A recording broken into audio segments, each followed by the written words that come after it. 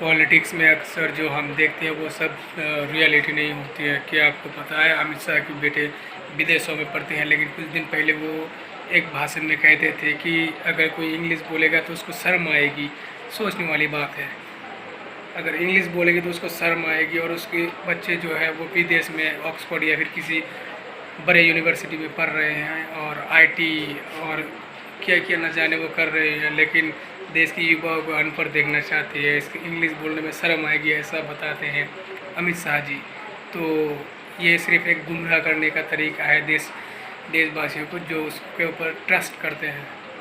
तो मेरे भाई, अगर ट्रस्ट करोगे, अगर पॉलिटिशियन के बात पर आकर कुछ भी अनाप शनाप करोगे या फिर पढ़ाई नहीं करोगे या फिर स्किल नहीं सीखोगे तो बहुत पछताओगे भविष्य में।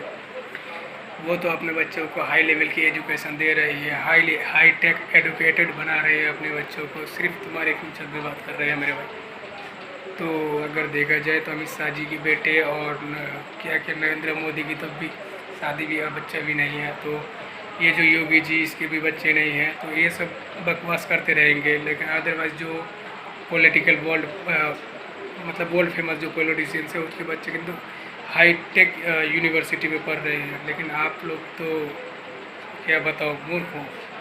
इसलिए किसी की बातों में, किसी की बहकावे में आकर ऐसी बातें ना करें, ऐसा ना करें कि पढ़कर क्या होगा। वो तो कह रहे हैं, हमारे जो गृह मंत्री है, होम मिनिस्टर है, वो तो कह रहे हैं कि इंग्लिश बोलने में शर्म आएगी।